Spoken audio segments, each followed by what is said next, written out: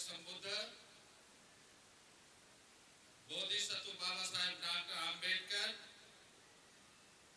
और राजस्थान की धरती पर जिस महापुरुष ने अपनी कीर्ति का डंका सारी दुनिया में पिटवाया मगर उसके खुद की संतान उसकी महानता को नहीं जानती, ऐसे मेरे पूज्य गुरु रामदेव जी, यहां मैं स्वाभिमान मंच पर खड़ा हूं। बेशक ये आज का कार्यक्रम राजस्थान के एक देहात में हो रहा है, मगर इसकी गुणवत्ता को देखकर, इसकी आन बान शान को देखकर कह सकते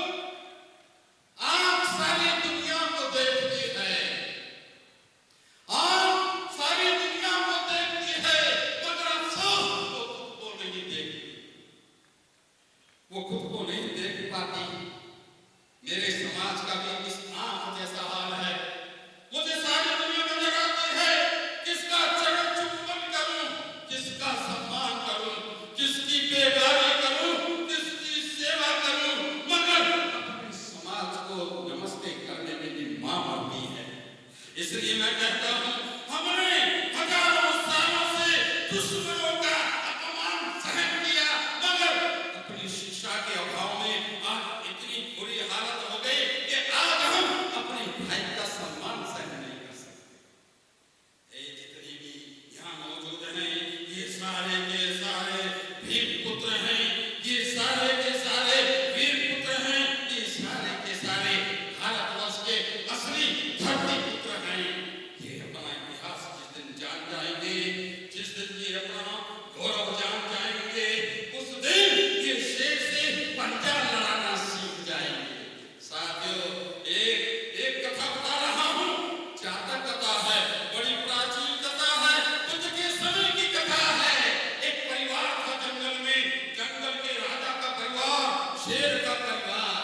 एक बार उनको संतान पैदा हुई, शेर और शेरनी ने मौसम खराब जब हुआ, अपनी जान बचाने के लिए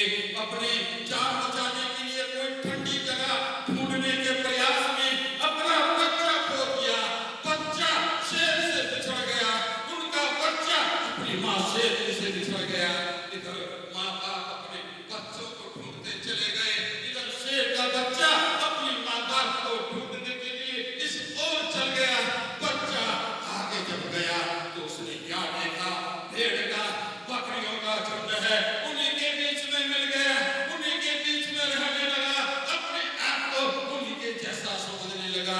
भेड़ और बकरी तो घास खाती है, उस सिंह पुत्र ने भी संकट का असर चढ़ के बोलता है, उसने भी घास खाना शुरू कर दी, उसने भी भेड़ को करके बोलती थी। उस शेर के बच्चे ने, उस सिंह पुत्र ने, उसने भी मैं करना बोल दिया। वो ये भूल गया था क्या है तेरा असली गौरव, क्या है तेरा असली इतिहास, क्या है। वो भेड़ और बकरियों में मिल करके अपने आप को भेड़ और बकरी समझने लगा। एक दिन अच्छा दिन आया, शेर और शेरनी अपने बच्चे की तलाश में एक ऊंचे पर्वत पर खड़े होकर सिंगावलोकन कर रहे थे। उस जंगल में दृष्टि डालकर देख रहे थे। देखते क्या है, आश्चर्य, अरे हमारा सिंह पुत्र हमारे भोजन के बीच में पड़ा हुआ है, ये जो बड़ा आनंद है। उस शेर ने पर्वत के ऊपर से खड़े खड़े धार मारी, सिंह गर्जना की, आधी भेड़ बकरी वहीं मर गए और जो बच गए वो भाग गए। सिंह पुत्र खड़ा खड़ा सारा नजारा देखता रहा। ऐसा जीवन में कभी हुआ नहीं। मेरे परिवार के, मेरे रिश्तेदार, मेरे दोस्त कभी भी इतनी संख्या में मरे नहीं। ये क्या हुआ, ये कौन आया है। वो सिंह पहाड़ से उतरा, नीचे आया, नीचे आकर के उन्होंने अपने पुत्र को, अपनी संतान को, अपने कलेजे के टुकड़े को अपने कलेजे से लगाना चाहा। वो सिंह पुत्र सहम गया, कहने लगा, हटो, पीछे हटो, क्या करते हो तुम, हमारे रिश्तेदारों को मारकर मुझसे आलिंगन करते हो, ये मुझे शोभा नहीं देता। शेर ने कहा, होश संभाल, अपनी अकल ठिकाने कर, तू इन भेड़ बकरियों का पुत्र नहीं है। ये भेड़ बकरियां तो तेरा भोजन है। तूने देखा नहीं, हमारी एक गर्जना से ये आधे से ज्यादा मर गए और जो बच गए वो भाग गए। तू हमारी संतान है। कहना नहीं, ऐसा नहीं हो सकता। उन्होंने कहा, ये ऐसे नहीं मानेगा। उन्होंने उस बच्चे की, अपने बच्चे की, उस भटके हुए बच्चे की, जो अपनी राह भटक गया था, उस बच्चे की गर्दन पकड़ी और पकड़ के एक जलकुंड पर ले गए, एक पुष्करणी पर ले गए, एक तालाब पर ले गए और जाकर के कहा कि देख, इस पानी में झांक के देख, तेरी सूरत हमसे मिलती है या हमारे इस भोजन से मिलती है। उसने पानी में देखा, फिर शेर को देखा, पानी को देखा, फिर अपनी माँ को देखा, पानी को देखा, दोबारा अपने बाप को देखा, पानी में देखा, दोबारा अपनी माता को देखा। कहने लगा, सत्य है, मैं आपका पुत्र हूँ, आप मेरे परिवार के मुखिया हैं। बाबा साहेब अम्बेडकर के आंदोलन में क्या मिला? लोग कहते हैं आप ये कार्यक्रम क्यों करते हैं? मैं कहता हूँ ये कार्यक्रम हम इसलिए करते हैं, ये जितने बैठे हैं सारे के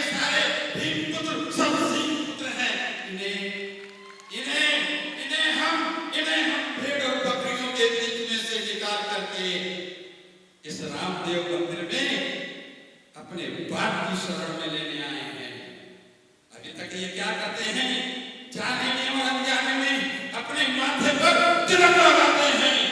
इनको पता नहीं उसका मतलब क्या होता है। ये अभी तक क्या करते हैं, जाने और अनजाने में अपने हाथ में लाल धागा बांधते हैं। इनको पता नहीं ये कितनी बड़ी लानत है। साथियों, आपने समय प्रकाशन ने बहुत साहित्य छापा है, अपने संस्कारों को पढ़ो, आपको पता चलेगा हमारे संस्कारों में आजकल नारियल परोसा जाता है। सगाई हो रही है तो, घर में कथा हो रही है तो क्या करते हैं, नारियल। नारियल का मतलब समझ लो।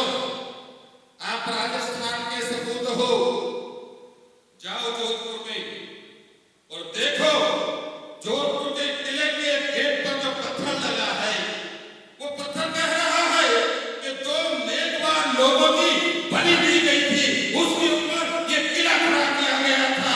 इसका मतलब क्या है, हमारा वजूद खत्म और इनका वजूद आरंभ। जब ये बलि की प्रथा बदनाम हुई, मुसलमान आए, तातार आए, मुगल आए, अंग्रेज आए, तो ये प्रथा, बलि की प्रथा बदनाम हो गई।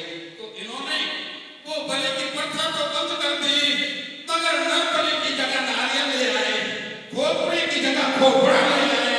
प्रतीक के तौर पर वो हमारे बाप दादाओं की गर्दन का संस्कार करते हैं, और अगर हम इस संस्कार को अपने घरों में करवाते हैं तो इसका मतलब यह है कि आप भी पुत्र नहीं हो, आप सिंह पुत्र नहीं हो, आप भेड़ और बकरियों की मसाइल खाने के लिए वहां गए। अपना होश ठिकाने करो। आपकी गुलामी का कारण, आपको मैं कोई मामूली आदमी नहीं मानता हूं, आपको मैं मामूली आदमी नहीं मानता हूं, मैं मानता हूं आप अच्छे और सच्चे विद्यार्थी हैं और यहां से कुछ सीख करके जाएंगे। मेरे इस समाज का बेड़ा गर्क इस पातंजलि ने, जिसके नाम पर सारी चीजें आज बेची जा रही हैं, ये पातंजल हमारे भविष्य को पहुंच करके हमें गुलाम बनाने का मंत्र लेकर आया था। आज आप देखेंगे इस पातंजल ने जब हमारे अंतिम सम्राट का कत्ल कर दिया गया और राज मुद्रा पुष्यमित्र शुंग ने अपने हाथ में ले ली और वो यहाँ का राजा बन गया, तो एक नियम बनाया। क्या नियम बनाया कि एक वो समाज चुना जिसको संगठित करना था, और एक वो समाज चिन्हित किया जिसको विघटित करना था। संगठित ब्राह्मणों को करना था और विघटित गैर ब्राह्मणों को करना था। उन्होंने जो इस देश के असली धरती पुत्र थे, बौद्ध थे, भगवान बुद्ध सम्राट अशोक के वंशज थे, उनको कहा इनको अलग अलग की जातियां हैं, इन जातियों का संबंध विच्छेद करो, इनका शादी विवाह बंद, इनका रोटी बेटी बंद। सामाजिक तौर पर आज भी एक समाज दूसरे समाज से शादी नहीं करता।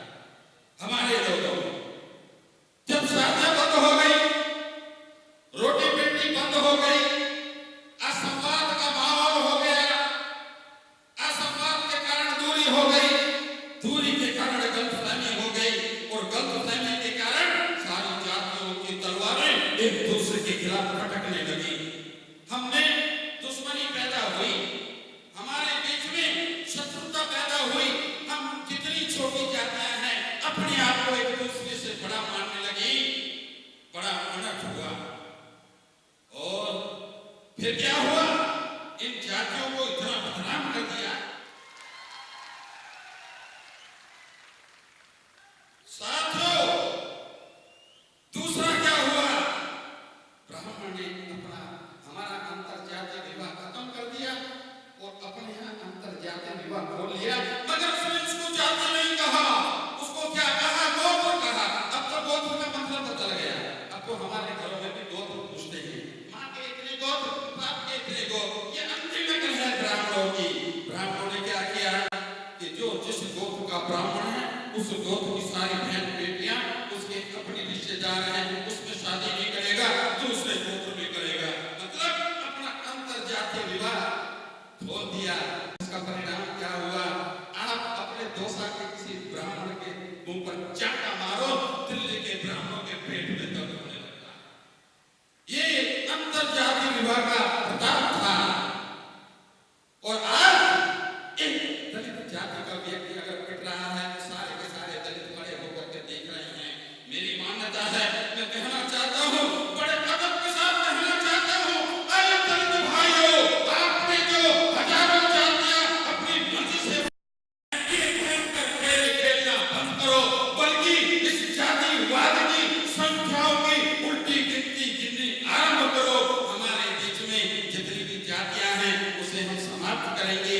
जिस दिन हमने इस देश से जातियां समाप्त कर दी, मैं दलितों को कह रहा हूं, मैं आदिवासियों को कह रहा हूं, मैं पिछड़े लोगों को कह रहा हूं, अपनी जातियां तोड़ो और जातियां तोड़ करके सारी जातियां आपस में जुड़ना शुरू करो, एक दूसरे का सम्मान करना शुरू करो, एक दूसरे के घर जाकर के खाना पीना शुरू करो, एक दूसरे के पक्ष में चिंतित होना शुरू करो, एक दूसरे की मुसीबत में काम आना शुरू करो।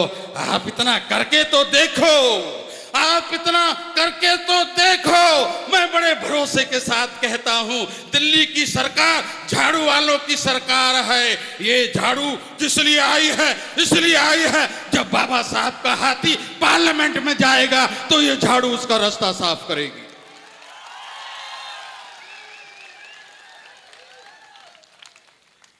जब तक सारी जातियां, दलित जातियां, पिछड़ी जातियां, आदिवासी जातियां एक नहीं होगी, हमारा कोई भी खेल कामयाब नहीं होगा। राजनीति का तो बिल्कुल नहीं होगा। राजनीतिक लोग मुझसे नाराज हो जाते हैं, मैं राजनीति नहीं करूंगा, ये मेरा संकल्प है, मैं कभी किसी पद पर नहीं आऊंगा, ये मेरा दूसरा संकल्प है। मगर इसका मतलब ये नहीं कि मैं राजनीति के खिलाफ हूं, इसका मतलब ये भी नहीं मैं पद के खिलाफ हूं। भाई श्याम भंडारी जी, भाई राजीव जी दिल्ली में आए थे, राम अवतार जी, तो मैंने कहा था पद के लिए कभी मत लड़ना, अगर पद पे जाना ही पड़े तो ये देख लेना आपसे पहले जो पदाधिकारी था उसने अपने पद पर रहते हुए कितना काम किया, कैसा काम किया। आप अगर उससे अच्छा काम, उससे ज्यादा काम करके दिखा सकते हो तो पद पे आना, नहीं तो फोटो खिंचाने के लिए बिल्कुल मत आना।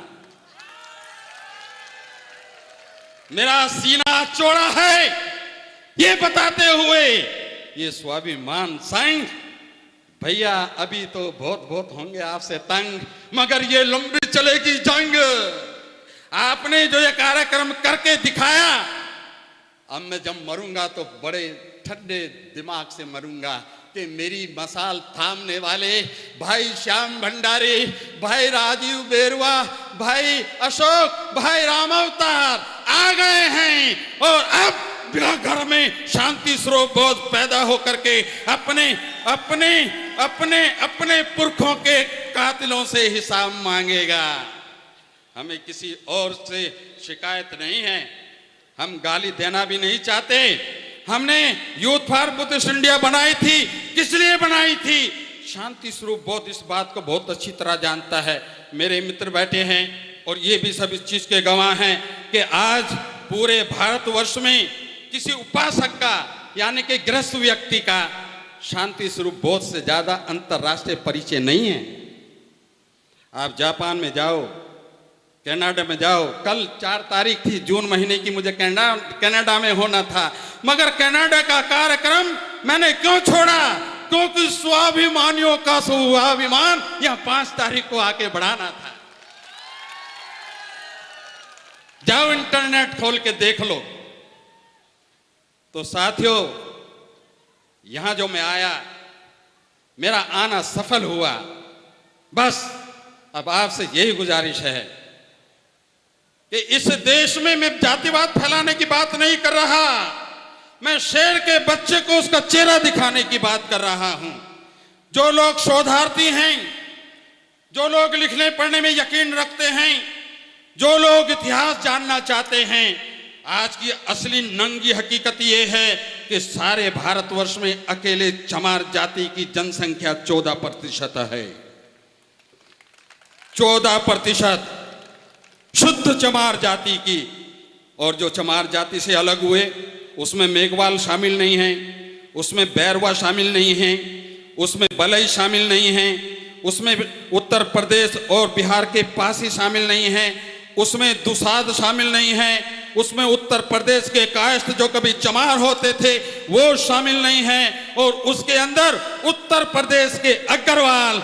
ये रजनीकांत शास्त्री लिखते हैं, हिंदू जाति के उत्थान और पतन में उत्तर प्रदेश के जितने अग्रवाल बनिए हैं ये पहले कभी चमार हुआ करते थे। ये उस 14% में शामिल नहीं है। मैं आया हूं, बिल्कुल सही समय पे आया हूं, आपको जगाने आया हूं।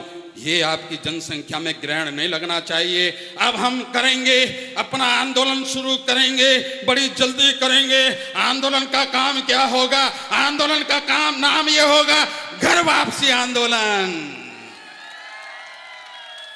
हम बाबा रामदेव की शरण में, हम गुरु रविदास की शरण में, हम गुरु कबीरदास की शरण में, हम महामना ज्योतिबा की शरण में, गाडगे बाबा की शरण में, नारायण गुरु की शरण में, पेरियार की शरण में, स्वामी अच्युतानंद की शरण में जाने का अभियान शुरू करेंगे और कहेंगे हम इस भारत के असली राजा हैं, असली शासक हैं, असली मालिक हैं।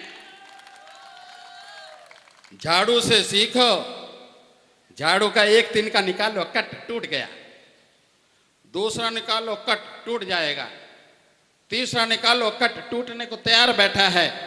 मगर कोशिश करना आज ही घर जाकर के सारी की सारी झाड़ू को उठा के तोड़ने की कोशिश करना, तुम खुद टूट जाओगे, झाड़ू नहीं टूटेगी। इसलिए अपने बीच में संगठन पैदा करो। अभी हमारे बीच में एक जाति से दूसरी जाति बनी, जाति को घृणित इतना कर दिया, जातियां खुद अपनी जाति के नाम से डरने लगी, कांपने लगी और अपनी जाति का नाम छुपाकर जाति का नया नाम रखने लगी। और थोड़े दिन के बाद क्या पता चला, हमने तो एक नई जाति का निर्माण कर दिया। ये प्रक्रिया अब थमनी चाहिए है, ये प्रक्रिया अब थमनी चाहिए। अभी समय नहीं है। मैं आपको सिद्ध करके दिखाऊंगा, यहीं पर सिद्ध करके दिखाऊंगा आपके सामने। इस देश में जितनी भी दलित जाति हैं, इस देश में जितनी भी अछूत जाति हैं और जितनी भी शूद्र जाति हैं, यानी कि ओबीसी जाति हैं और बैकवर्ड जाति हैं, इनमें थोड़ा सा अंतर है, बीसी में, ओबीसी में, और जितनी आदिवासी जाति हैं, ये सब एक बाप की औलाद हैं। और हमारा बाप कौन है? हमारा बाप भगवान तथागत सम्यक संबुद्ध है, हमारा बाप सम्राट अशोक है, हमारा बाप बाबा रामदेव है। बाबा रामदेव के बारे में आपको नहीं बताते लोग, सुन लीजिए बाबा रामदेव की माला जपने वालों। बाबा रामदेव इस राजस्थान की सरजमीन पर, हिमाचल प्रदेश के रिवालसर में जो गुफाएं हैं अभी भी हैं, और वहां पर उनका इतिहास भी मौजूद है। वो यहाँ आया था, ये राजस्थान बहुत बड़ा बौद्ध केंद्र था, और उसका प्रमाण ये है कि ये जो आपका दौसा जिला है और इसके पड़ोस में जो अलवर जिला है, उस अलवर जिले में एक जगह है बैराट। वो जो एक अब जंगल है, अभयारण्य जिसमें शेर हैं, सरस का, वहीं पर बैराट एक सम्राट अशोक का शिलालेख है। इतिहासकार उसे भाबरू कहते हैं, लिख लो, भाबरू का शिलालेख। और ये जो जयपुर है, एक बहुत बड़े दार्शनिक हुए जिन्होंने आयुर्वेद की चिकित्सा में भस्मी विधान बनाया। भस्मी विधान का क्या मतलब है? पहले लोग दवाई खाते थे, घास खा ली, पत्ता खा लिया, छाल खा ली, बीज खा लिए, मगर आचार्य नागार्जुन ने क्या किया, इन सब चीजों की भस्म बना के भस्म लेनी शुरू की। उसे कहते हैं भस्म विधान का उन्होंने आविष्कार किया। कहाँ के थे? नागपुर के थे। और यहां क्या था जयपुर में? जयपुर के उनकी मां थी। इस राजस्थान का इतिहास ढूंढने निकलो। सम्राट अशोक के वंशज जब खत्म हुए, सबसे आखिरी वंशज कहां खत्म हुआ? सबसे आखिरी वंशज चित्तौड़गढ़ में खत्म हुआ। आखिरी समय तक बौद्ध धर्म चित्तौड़गढ़ में जिंदा रहा था। तो मैं ये बातें आपको इतिहास की इसलिए बता रहा था क्योंकि मेरी मान्यता है आप शेर के पुत्र हो, और अगर आप हौसला हारते हो तो आओ भगवान बुद्ध के जीवन की एक कथा और सुन लेते हैं और फिर मैं अपना बिस्तर गोल कर लूंगा।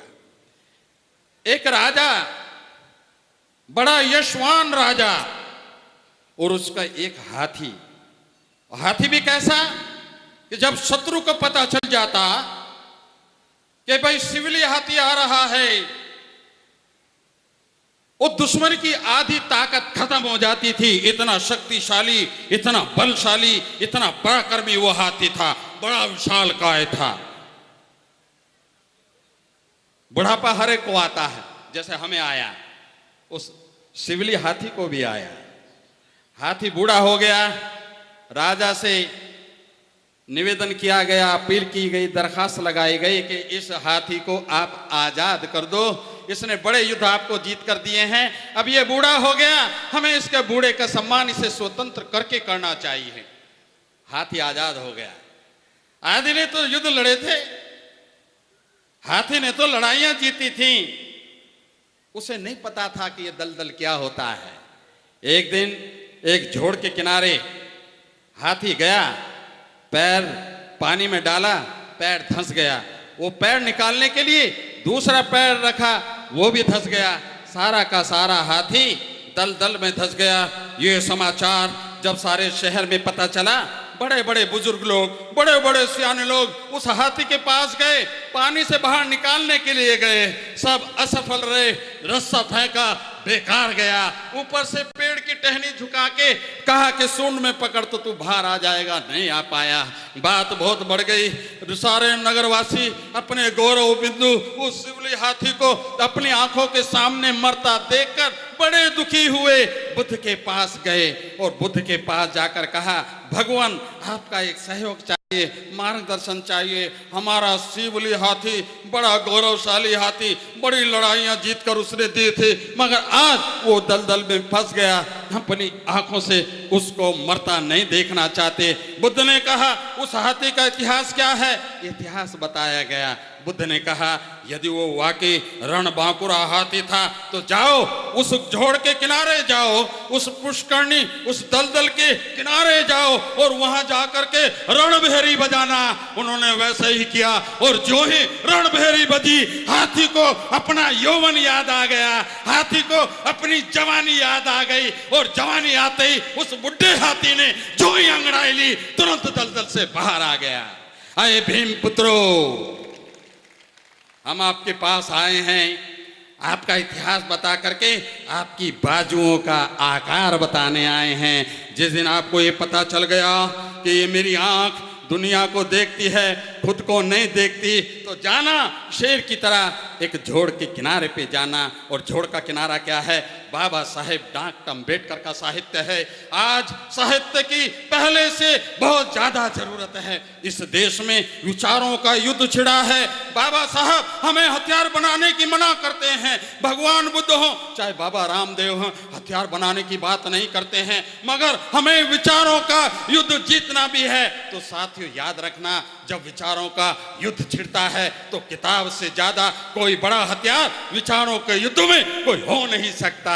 अगर आप अपने आप को बाबा साहब की संतान मानते हो, अगर आप अपने आप को ये मानते हो कि मैं जिस समाज का रक्त बिंदु हूं उस समाज का मुझे उद्धार करना है, तो आप पहले अपना इतिहास पढ़ना, अपना गौरव जानना। और बगैर इतिहास पढ़े, बगैर गौरव जाने जो आदमी काम करने आता है, चाहे वो राजनीति करने आता है, चाहे समाज सेवा करने आता है, वो कुछ नहीं कर पाता, वो कर भी नहीं सकता। ऐसी जो लोग अपना इतिहास नहीं जानते और पार्लियामेंट में जाकर बैठ गए हैं, विधानसभा में सज कर बैठ गए हैं, और हम तो अपने आदमियों को कह सकते हैं, दूसरों से तो मुझे कोई मतलब नहीं। मैं उनको कहता हूं, बाबा साहब ने कहा था, अपने अनुभव से कहा था, मेरे समाज के जितने प्रतिनिधि हैं जो हाउस में जाते हैं, विधानसभा में जाते हैं, पार्लियामेंट में जाते हैं, अपने अधिकारियों के लिए कभी मुंह नहीं खोलते, और मुंह खुलता है तो कब खुलता है? जब उनको झमाई आती है। ये स्थिति हमारे नेताओं की कारण यह है कि मैं जिस मोहल्ले में रहता हूं, मैं तो वहां की बात बता रहा हूं। एमएलए आया, शान साहब हमारा ध्यान रखना। मैंने कहा ठीक है, तो हम ध्यान ही रखते हैं। आपका नहीं रखते, सारे समाज का रखते हैं। हाँ, आपका बच्चा हूं। मैंने कहा ये भी बताओ कैसे बच्चे हो। कहने का मतलब मेरा ये था कि ये लोग जो राजनीति करते हैं, हमारे बीच में आकर के उनकी हिम्मत देखो। कहते हैं मेरी पार्टी का भला करना, मेरी पार्टी से जुड़ जाना। मैं उनसे कहता हूं, तुम जिस तरीके की बकवास हमारे बीच में आके करते हो, क्या कभी अपनी पार्टी से, अपने हाईकमांड से जाकर कहते हो कि मेरे समाज के लिए भी कुछ अधिकार दे देना? नहीं, ये लोग अधिकार मांगने नहीं गए हैं। जो लोग बिकते हैं उन्हें कोई अधिकार नहीं मिलता। ये बिके हुए लोग आपको कभी कुछ दिला नहीं सकते। मैं राजनीति में यकीन नहीं करता, मगर साथियों एक बात जरूर है कि आपका भला कौन करेगा? वो भला करेगा जो नेता अगले टिकट के इंतजार में ना बैठा हो, जो नेता कमाई के पद के इंतजार में ना बैठा हो, जो नेता मलाईदार पद के इंतजार में ना बैठा हो, और जिसने ये संकल्प कर लिया कि मैं इस 5 साल में इस समाज को चैन की नींद सोने नहीं दूंगा और रोज आकर के अपने समाज के अधिकार मांगूंगा। देखते हैं, चाहे हमें फिर 118 मेंबर पार्लियामेंट नहीं चाहिए, एक ही पार्लियामेंट का मेंबर हमारे लिए बहुत सारे अधिकार दे सकता है। मगर साथियों, आप लोग बड़े दया के पात्र हैं। आप लोगों पर मुझे बड़ा तरस आता है। आप दोस्त और दुष्ट को नहीं पहचानते। आपके चारे को आपका बैल खा रहा है या पड़ोसी का बैल खा रहा है, इसका आपको ज्ञान नहीं होता। और जब चारा खत्म हो जाता है तो पता चलता मेरे तो सफेद रंग का बैल था, मगर ये पड़ोसी के रंग का बैल का रंग भी सफेद है, ये मेरा सारा चारा खा गया। सावधान, जागते रहो, अपने नेताओं से काम लेना सीखो। और काम कब लोगे? काम जब लोगे जब आप, बाबा साहेब डॉक्टर अम्बेडकर ने कहा था, मैं अपने लोगों को वोट का अधिकार दे रहा हूं, एक तरीके से इनके हाथ में एटम बम दे रहा हूं। जब उनको पता चला अरे डॉक्टर अम्बेडकर एटम बम दे गया, तो उन्होंने क्या कहा, अरे डॉक्टर अम्बेडकर तू एटम बम क्या, एटम बम की फैक्ट्री लगा जा। तेरे लोग तो बड़े अनजान हैं, हम उनके घर घर जाएंगे, उनको खरीदेंगे, उनको बहकाएंगे। और तुरंत उन्होंने हमें बहकाने का काम शुरू कर दिया। अगर मैं झूठ बोलूं तो मेरा कान पकड़ लेना। जब इलेक्शन आते हैं तो नोट बंटने का काम दलितों की बस्तियों में होता है कि पंडित जी की बस्ती में होता है? दलितों की बस्ती में होता है। दारू बंटने का काम अछूतों की बस्ती में होता है कि लाला जी की बस्ती में होता है? यह आपके वोट की कीमत। अब आपके वोट की कीमत क्या हो गई? एक दारू की बोतल। आपके वोट की कीमत क्या हो गई? 500 का नोट। आपके वोट की कीमत क्या हो गई? एक लैपटॉप, एक कंबल, एक साड़ी। और बाबा साहेब डॉक्टर अम्बेडकर की क्रांति रखी की रखी रह गई। हम वोटों में बहुमत होते हुए भी हम भिखारी बने हुए हैं। और वो मक्कार, वो बेईमान, ये हमारी सारी फसल हर 5 साल के बाद काट के ले जाते हैं। इसके लिए अगर कोई जिम्मेदार है तो इस देश के वो समग्र ईमानदार कार्यकर्ता जिन्हें राजनीति आकर्षित करती है और समाज सेवा के काम में लगते नहीं। मेरा उनसे कहना है, आओ समाज की सेवा करो, समाज को जगाने का काम करो। मैं मेंबर नहीं, मैं मेंबर पार्लियामेंट नहीं, मैं एमएलए नहीं, मैं एमएलसी नहीं, मगर मैं दावे के साथ कहता हूं, आप चाहे दौसा में करके देख लो, चाहे दिल्ली में करके देख लो, ये 118 मेंबर पार्लियामेंट को बुलाओ, एक अकेले शांति स्वरूप बोध को दूसरी सभा में बुलाओ, गिन लेना किसकी सभा में आदमी ज्यादा हैं। अगर आपको शांति स्वरूप बोध की सभा में ज्यादा जनता नजर आती है तो कह देना शांति स्वरूप बोध का रास्ता सही है और मेरा रास्ता क्या है? मैं शेर के पुत्रों को शेर का बच्चा साबित करने आया हूं। तुम्हारे पास अधिकारों की, तुम्हारे पास बाबा साहब के द्वारा दिए गए अधिकारों की बहुत बड़ी दौलत है, मगर तुम उस दौलत को जानते नहीं हो।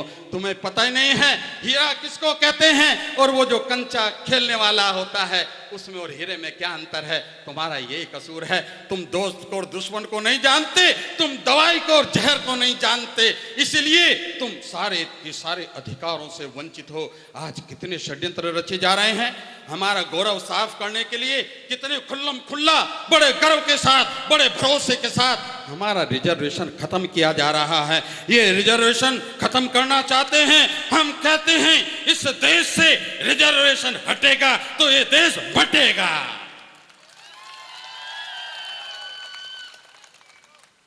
हमने जो गुलामी भुगती इतने साल तक षड्यंत्रों के तहत, हम उसके काबिल न थे। हम तो राजकुमार थे, राजपुत्र थे, हम तो राजाओं की संतान थे। हमने जितनी दुश्वारियां, जितने अत्याचार झेले हैं, लोग तो 5000 साल कहते हैं, हम पुष्यमित्र शुंग से मान ले तो 2000 साल बनते हैं। ऐ तुम लोग स्वर्ण जाति के लोग, भाई अवतार ने सही कहा। वो जो यहां अभी फायरिंग करके गए ना शब्दों के माध्यम से, उन्होंने ठीक कहा। हम 2000 साल तक तुम्हारी गुलामी करते रहे, तुम आओ और खाली 20 साल तक हमारे घरों में गुलामी करो, हम रिजर्वेशन छोड़ देंगे। हमें रिजर्वेशन नहीं चाहिए। रिजर्वेशन इन्होंने हमें जबरदस्ती दी है। हमें तो सेपरेट इलेक्टोरेट का राइट चाहिए, जो बाबा साहेब डॉक्टर अम्बेडकर अंग्रेजों की पंचायत राउंड टेबल कॉन्फ्रेंस से लाए थे। 2 मतों का अधिकार लाए थे। और इस आपके पड़ोसी राज्य से आया अधनंगा फकीर हाथ में लाठी लेकर और लंगोटा पहन के चलता था, बाबा साहब के रास्ते में लेट गया। बाबा साहब, या तो आप अपना ये कम्युनल अवार्ड का अधिकार वापस लो और नहीं तो मैं मरा। हम गर्व के साथ कहते हैं कि इस देश के उस समय के सबसे ताकतवर नेता, मैं नाम लेता नहीं हूं पर मैं इसलिए ले रहा हूं क्योंकि कोलगेट लेके आया हूं, उस समय के इस देश के सबसे ताकतवर नेता गांधी की अगर जान बचाई तो मेरे बाबा साहब ने बचाई। झूठे लोग कहते हैं राष्ट्रपिता, क्या कहते हैं? और मैं कहता हूं राष्ट्रपिता वो जिसके रास्ते पे राष्ट्र चले। बाबा साहब ने कहा था, पूरे होशो हवास में कहा था, अरे मिस्टर गांधी, तुम ये जो लंगोटा पहन के आए हो, तुम मनुस्मृति पे चलाना चाहते हो कि हम भी तेरी तरह लंगोटा पहन के चलें। ये लंगोटा हमने हजारों साल तक पहना, अब ये लंगोटा तुम्हें मुबारक, हम तो सूट और बूट पहनेंगे। हम आज अगर एयर कंडीशन में रहते हैं, हम आज अगर जहाज में उड़नछू होते हैं, आज अगर हम अंग्रेजी विद्या सीखते हैं तो इसलिए सीखते हैं कि ऐसा हमारा बाप बाबा साहेब डॉक्टर अम्बेडकर बोल गया था। मगर बेशर्म हैं ये लोग, गांधी का नाम लेकर राजनीति करने वाले लोग, गांधी का नाम लेकर अपना पेट पालने वाले लोग बेईमान हैं। ये कोई गांधी के रास्ते पे नहीं चला। नेहरू ने लंगोटा नहीं पहना, डॉक्टर राजेंद्र प्रसाद ने लंगोटा नहीं पहना, डॉक्टर सर्वपल्ली, डॉक्टर राधा कृष्णन हो चाहे डॉक्टर राजेंद्र प्रसाद हो, किसी ने लंगोटा नहीं पहना। और मैं कहता हूं, ठीक ही कहता हूं, अच्छा हुआ इन्होंने लंगोटा नहीं पहना। अगर इंदिरा गांधी लाल किले से लंगोटा पहन के भाषण देती तो देश की आबरू लुट जाती।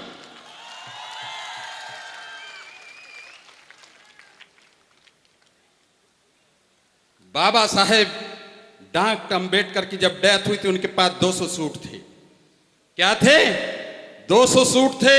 मगर जब उनके बेटे राजरतन की मृत्यु हुई, जो सबसे छोटा था, सबसे अंत में था, बाबा साहब को बड़ा प्रिय था क्योंकि सुंदर बहुत था। बाबा साहब को ये लगता था, तेरा ये लाल तेरे 3 बच्चों की तरह अगर मरा नहीं, ये अगर जिंदा रह गया तो ये तेरा नाम बहुत रोशन करेगा। उसकी जब डेथ हो गई साथियों, बाबा साहब उसकी मैयत में नहीं गए, उसकी शव यात्रा में नहीं गए। लोगों ने पूछा, बाबा साहब ये क्या किया, आप अपने बेटे की मैयत में नहीं गए? बाबा साहब ने कहा, मेरे पास घर में पहनने के लिए खाली एक लुंगी थी और मेरे पास बहुत सारे सूट थे। अगर मैं लुंगी पहन के जाता आपको अच्छा नहीं लगता, और अगर मैं सूट पहन के जाता तो आप मुझ पे हंसते। बाबा साहेब डॉक्टर अम्बेडकर ने कितने जुल्म अत्याचार सहे। बाबा साहेब डॉक्टर अम्बेडकर ने खून के घूंट पे करके हमारे हाथ में ये सूट पहनने लायक, एसी में रहने लायक, जहाज में उड़ने लायक हमें बनाया है। हम इसे हाथ से नहीं जाने देंगे। मगर एक बात याद रखना, एक बात याद रखना, इस देश में एक षड्यंत्र चलता है मातृभाषा के नाम पर, राष्ट्रभाषा के नाम पर। आप उस फंदे में मत फंस जाना। हिंदी हमारी भाषा है, हम उसका सम्मान करते हैं, मगर अंग्रेजी भाषा से बैर मत करना, अंग्रेजी भाषा से दूरी मत करना। कारण ये है कि बाबा साहेब डॉक्टर अम्बेडकर अगर अंग्रेजी ना पढ़ते तो बाबा साहेब डॉक्टर अम्बेडकर इंडिया से बाहर जाके अंग्रेजों की पंचायत में लड़ करके इस अधनंगे ढोंगी गांधी को पसीना नहीं छुड़ा सकते। बाबा साहेब डॉक्टर अम्बेडकर अंग्रेजी के मालिक नहीं होते तो आपका जीवन संवारने के लिए इस देश का संविधान नहीं बना सकते थे। इसलिए मैं कहता हूं, अंग्रेजी से किसी अपनी स्थानीय भाषा से नाता जोड़ो या ना जोड़ो, मगर अंग्रेजी से दूरी मत बरतना। अंग्रेजी से अगर आप वास्ता बना के रखोगे आपकी इंटरनेशनल वैल्यू बनेगी। इसलिए मैं कहता हूं, आपके घर में जब कोई बच्चा पैदा हो तो अभी तो हम क्या करते हैं, बच्चे के कान में कहते हैं, 3 बार कहते हैं, जैसे यहाँ कहा था, नमो तस् भगवतो अरहतो सम्मा सम्बुद्धस्स। मगर आपने राम अवतार जी बच्चे को ले आए अपने, मगर आपने क्या करना है, अगर आपके घर में अब कोई नौनिहाल पैदा हो, कोई बच्चा पैदा हो, तो उसके कान में क्या बोलना है, उसके कान में बोलना है A B C D। ए का मतलब अम्बेडकर, बी का मतलब बुद्ध, और सी का मतलब कंप्यूटर, और डी का मतलब डेवलपमेंट। हमें ये हरी घास के हरे सांपों से सावधान रहकर अपने समाज को जगाने का काम करना है। और साथियों, अब ये आपके ऊपर है कि आप जल्दी जागना चाहते हो या देर में जागना चाहते हो। मैं ऐसा मानता हूं कि आप राजस्थान के रहने वाले हो, बड़े सच्चे और सुच्चे लोग हो, ईमानदार लोग हो। आज आप ये फैसला कर लेना कि हमारे घर में हमारे दुश्मन जो टेलीविजन पर दिखा रहे हैं वो सारा का सारा झूठ है, और समाचार पत्रों में जो छप रहा है वो सारा का सारा झूठ है। और ये जो समाचार दिखाते हैं टेलीविजन पर, क्या कहते हैं, फास्ट न्यूज। हर पल खबरों की हत्या होती है। हमारे जैसे इस देश के असली लोगों के समाचार छिपाए जाते हैं और झूठे ढोंगी लोगों के समाचार दिखाए जाते हैं। आप लोग बाबा साहेब डॉक्टर अम्बेडकर के सपनों को साकार करने के लिए त्यागी बनना, ईमानदार बनना। ये मत कहना मेरे बाप ने फला पार्टी के लिए ये किया, ये किया, ये किया और हमें क्या मिला। नहीं मिला, नहीं। आपने क्या दिया ये आपका कर्तव्य है। हम अपनी किसी पार्टी का नाम नहीं लेते, मगर हम उस पार्टी के लिए हमेशा अपनी जान तक देने को तैयार हैं जिस पार्टी में बाबा साहेब डॉक्टर अम्बेडकर की विचारधारा का नेता होगा। ये हमारा क्लियर एजेंडा है। क्यों? कभी भी भैया पराए चोर के हाथ मोर नहीं मरते हैं। तो आप अपना भविष्य निर्धारित करेंगे। अपने ये जो आपके श्याम भंडारी जो हैं और इनका जो ग्रुप है, जो भी प्रश्न आप इनसे क्या कीजिए या डायरेक्ट मुझसे क्या कीजिए, शंकाओं का समाधान करना सीख जाओ। अपने बाप दादाओं का झंडा आप सारी दुनिया में फैलाओगे और नारों के चक्कर में मत फंसना। चाहे कितना ही डराएं, कितना ही डराएं। भारत माता की जय। क्या चल रहा है आजकल भाई मेघवाल? भारत माता की जय। हम क्यों बोले भारत माता की जय? अब आप सुन लो, ये जो श्रीलंका उजाड़ पड़ा था कोई आदमी नहीं रहता था, कुछ जानवर थे, कुछ वनस्पति थी, कुछ पेड़ थे, कुछ पहाड़ थे। गुजरात से एक विजय बाहु राजा गया और श्रीलंका जाकर के बसाया। वो श्रीलंकन हो गए। आज वो अपने आप को भारतवासी नहीं कहते। ये जो वैशाली है मुजफ्फरपुर में, बिहार में, यहाँ के जो शाक्य लोग थे, कुछ राजनीतिक कारणों से वैशाली छोड़ करके बर्मा चले गए, बर्मा बसाया। आज जितने भी बर्मा में लोग रह रहे हैं प्राचीन भारतवासी शाक्य हैं, मगर आज कोई उनसे अगर कह दे तुम भारतवासी हो तो लड़ने मरने को आते हैं। ये हाल नेपाल का। नेपाल में महाराष्ट्र के लोग जाकर के, राजस्थान के लोग कभी बसे थे, उन्होंने नेपाल बसाया था। भारत माता की जय वो बोले जिसकी भारत में चलती है। भारत माता पाकिस्तान में फेल, भारत माता नेपाल में फेल, भारत माता बर्मा में, थाईलैंड में, कंबोडिया में, सियाम में, कोरिया में, वियतनाम में, वो ताइवान में फेल, को जापान में फेल, चाइना में फेल, मंगोलिया में फेल, अरब कंट्रीज में फेल, यूरोप में फेल, लैटिन अमेरिका में फेल, अफ्रीका में फेल। तो हमें फेल वाला सिद्धांत नहीं चाहिए। हम बाबा साहब की संतान हैं। बाबा साहब के लेटर हेड देखो, पुराने लेटर हेड देखो 1920 और 30 के बीच में, वो अपने लेटर पर क्या लिखते थे? जय भवानी। शाहू जी महाराज को देखो, मैं उनकी एक किताब अभी एडिट कर रहा था, वो क्या लिख रहे हैं अपने पत्र के ऊपर? जय भवानी। शाहू जी महाराज क्या लिख रहे हैं? जय भवानी। स्वामी अच्युतानंद क्या लिखते थे? उत्तर प्रदेश के हमारे नेता, जय भवानी। भवानी का मतलब क्या है? धरती, पृथ्वी। हम पृथ्वी के उपासक हैं, हम पृथ्वी के मालिक हैं। हमारी संस्कृति कमेरों की संस्कृति सारी दुनिया में मानी जाती है। हम अगर जय बोलेंगे तो धरती माता की जय बोलेंगे। हमें सारी धरती से रिश्ता साधना है, मारना नहीं है। आप आपस में संगठित हो जाओ। किस्सा हातम ताई सुना आपने? राजा हातम ताई का कातिल था, उसने बड़ी कोशिश की, राजा नहीं मरा।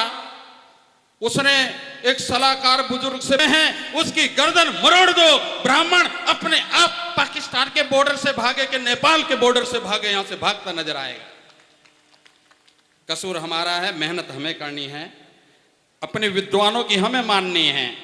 मैं ज्यादा नहीं बोलूंगा, मेरे से बहुत अच्छे, मेरे से ज्यादा योग्य विद्वान एडवोकेट सुरेश राव, जो अभी आपने दिल्ली के शाह ऑडिटोरियम में पिछले संडे कार्यक्रम किया और यहाँ आज वो आए हैं।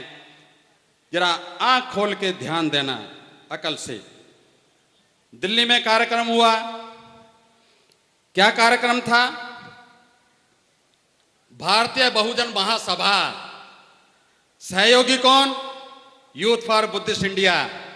और यहां कार्यक्रम क्या हो रहा है? स्वाभिमान संघ। सहयोगी मार्गदर्शन कौन? Youth for Buddhist India. ये आपका आंदोलन है। हम आपको जोड़ने के लिए जो कह रहे हैं, ऐसे नहीं कह रहे पहले गुड़ खाना हमने छोड़ा है तब आपको कह रहे हैं गुड़ खाना छोड़ो। पहले आप, हमने जुड़ना सीख लिया संगठनों ने, अब आप जुड़ना सीखो। जितनी छोटी छोटी जातियां हैं आपस में प्रेम बढ़ाना सीखो, आपस में रिश्ते बनाना सीखो, आपस में निकटता बनाना सीखो। जिस दिन आप ऐसा सीख जाओगे, ये इस देश के शासक बनने का मंत्र है। और कोई मंत्र ऐसा नहीं है उसको पीकर घोल करके पानी में पी जाओ और मंत्र मिल गया। मैं इन्हीं शब्दों के साथ अपनी बात खत्म करता हूं। और डॉक्टर रतनलाल, अब प्रोफेसर रतनलाल आए हैं, दिल्ली यूनिवर्सिटी से आए हैं। हमारी मुन्नी भारती बिटिया आपने देखी, अभी इंग्लैंड से आई और आते ही हमने पकड़ लिया, वो यहाँ कर ही लिया है ऊंची उड़ान का। तो यारो फिर कद क्या देखना इस आसमान का? ये आसमान की बात क्यों कर रहा हूं? आसमान की बात इसलिए कर रहा हूं, ये जमीन तो पक्षपाती है, इसके ऊपर हमारा पैर पड़ जाए तो अपवित्र हो जाती है। मगर इस आसमान पर किसी के पैर के निशान नहीं बनते। ये हर एक को, छोटी जाति का हो, बड़ी जाति का हो, इस देश का हो, उस देश का हो, इतनी उम्र का हो, उतनी उम्र का हो, वो सबको बराबर आश्रय देता है और इतनी पूरी गुंजाइश देता है कि तुम्हारे में देखें कितनी हिम्मत है इसमें छलांग लगाने की, उतनी ऊंची छलांग लगाओ, कोई सीमा नहीं है। और इस आसमान को हम इसके इस गुण की वजह से सलाम करते हैं। और आसमान का रंग कैसा है? शाबाश, ये हमारे साथी युवा कवि हैं नीली कवि, सहमत हैं? तो असली ताली बजा के दिखा दो। शाबाश। अब देखते हैं कैसे नारे लगाएंगे। हम क्या बोलते हैं? हम अम्बेडकरवादी हैं, संघर्षों के आदी हैं, संघर्षों के आदी हैं, हम अम्बेडकरवादी हैं, संघर्षों के आदी हैं, हम अम्बेडकरवादी हैं, संघर्षों के आदी हैं, हम अम्बेडकरवादी हैं। भैया लग रहा है जैसे चढ़ गई तुम पे वादी है।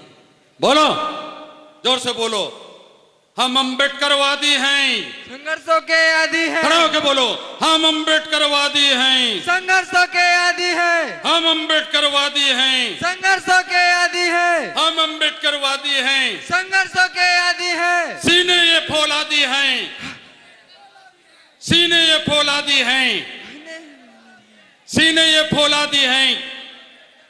आप सबको मेरा विनम्र नमो बुद्धाय और क्रांतिकारी जय भीम।